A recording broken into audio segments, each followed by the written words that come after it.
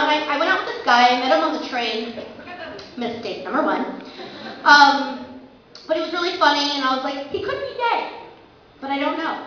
So we went out on a date, and on the date, this is not a lie, this is a true story, he said to me, oh, when I was in high school, I was voted most likely to be Broadway bound. And as he told me, he was like, I was most likely to be voted Broadway bound. Can you believe that? I'm like, have you had sex with men before? Because I don't know if this is going to make sense to you. I don't have a penis that's attached anyway. I can bring one, but then it's not what I want to do. It's not how I live my life. Okay, you bring the penis, I'll bring the vagina. We'll have a party. Because I'm a whore. I went out with this other guy, and I wish to God it wasn't a true story, but it's 100% true, which is horrifying. So I went out with this guy, my friend sent me a picture. He's tall, dark, handsome, 6'2", dark hair, light brown eyes, he's got perfect teeth. You know, I talked to him on the phone, he's like a really nice guy. So we go out. And 5 minutes into the date, I'm convinced he may have a mild case of mental retardation. Mostly, I'm sad. It was a waste of my time. Feel bad for me. I did a public service, goddammit. So, we went out, and on the date, I'm like, you know what, I'm going to have some drinks, because this is the only way this is going to be fun. So I had a couple of drinks. They were called the Unicorn. I don't know what was in it. Oh yeah! Unicorn! You know what I'm talking about. I don't know what's in it. There could be a roofie in it. I think there's a roofie in it. I should have asked for extra roofies. Note to self. So we're on this date, and he's laughing at my jokes, and for someone who's a comedian, that's like, I'm going to take my pants off now. You ready? You want to do this? So for me, I was stoked. So we go out, and I'm like, okay. He's like, I only drink 1 beer when I go out. I'm like, it's not gonna work out. Sorry. I'm gonna go. I'm kind of tired, so I'm at a crucial point in the night. I've had 3 drinks. I need to have 3 more, or I need to go home and go to bed. That is where I'm at right now. So we go, and he said, oh, give me a ride to my car. I have a tiny Beetle, by the way. I drove him to his car, and he just sits in the car, looking at me like this.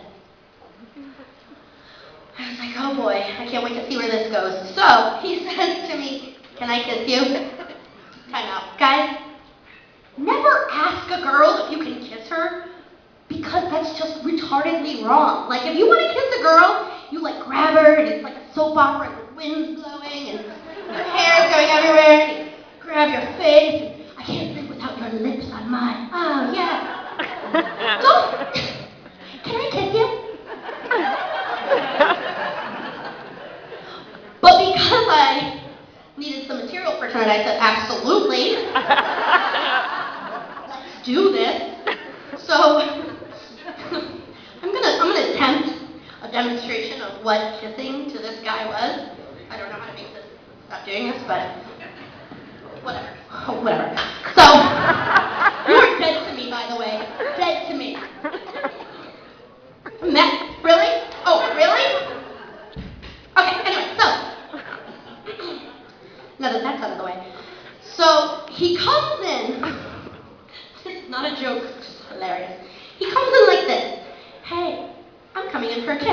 So, when you're kissing someone for the first time, you're like, feel them out, kind of see where it goes. So he comes in.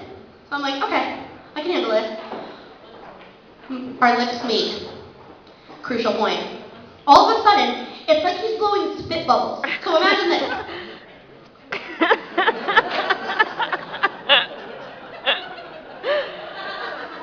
My lips are doing this.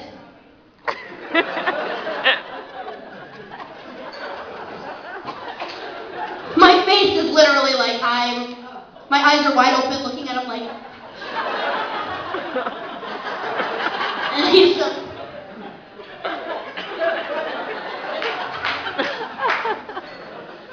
so in my head I'm like, this is fucking hilarious and horrifying. I look upset, but I'm ashamed. So I let it keep going. So Pac-Man, spit bubble, whatever you want to call it.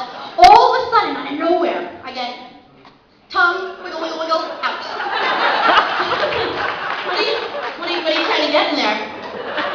You want your dinner back? But you can't have it. You pay for dinner, I'll make out with you a little bit, even if it's painful. So he did that a couple times, and I literally just kind of stopped, and then he's like, grab my boob. Just like literally, like, I'm wearing like a coat, bundled up. He's like, do you like that? So I'm like, am I being honest? No. I get nothing out of that. Like, hey, do you like that? Nope. And I don't know a girl that does. Am I wrong, ladies? Thank you. FYI, guys, tonight, when you go home with your girl and you're like, honk, do you like that? The answer is always going to be no. Always. It doesn't matter. Even if her shirt's off, it's going to be no. That's not fun for us. In fact, what goes through our minds, well, I hope he's getting something out of this. I certainly am not. So I'm not into this. So he takes his hand down, and you think boobs are off limits, obviously. 3 minutes later, now I'm wearing a scarf, like bundled. He's like, actually, I was wearing this necklace too.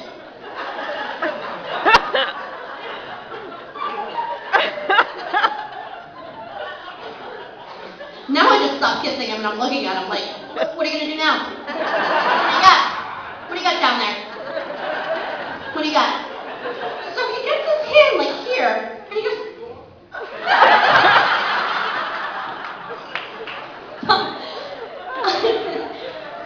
I like jokes, but I had enough. I grabbed his hand, I pulled it out, and I was like, really?